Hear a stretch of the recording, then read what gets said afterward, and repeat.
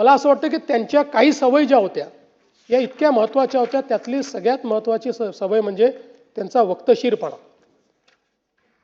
कधीही कुठल्याही ठिकाणी 1 मिनिटं आधी पोचायचं म्हणजे पोचायचं. ज्यावेळी आम्ही तिघं होतो, शिंदेसाहेब मुख्यमंत्री होते, मी उपमुख्यमंत्री होतो, दादे उपमुख्यमंत्री होते. 12 वाजताचा कार्यक्रम असेल तर दादा 11:59ला पोचणार, मी 12:05ला पोचणार आणि शिंदेसाहेब थोड्या वेळेमध्ये, नाही एवढं नाही, पण एक 15-20 मिनटं अजून ते मागे पुढे.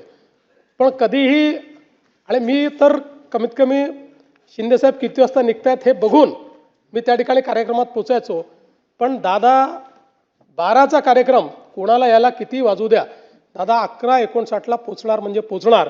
आणि मला असं वाटतं की ही त्यांचं वक्तशीरपणा, म्हणजे सकाळी 9ची बैठक असेल, त्यांनी बोलवली असेल तर अधिकाऱ्यांना माहिती असायचं की 8:59ला दादा खुर्चीवर असणार, त्यामुळे त्याच्या आधी आपण पोचलं पाहिजे.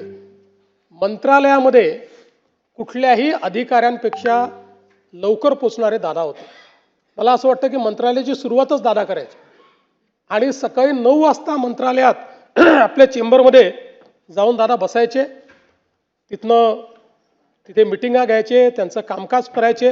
आणि म्हणून कधीही कामकाज अडलेलं आहे, फाईल थांबलेली आहे, दादा उपलब्ध नाही म्हणून निर्णय होत नाही, असं कधी झालं नाही. एखादा निर्णय जर त्यांना पटला नाही तर मात्र त्या ठिकाणी ते स्पष्टपणे सांगायचे, फाईल थांबवायचे, चर्चा करायचे.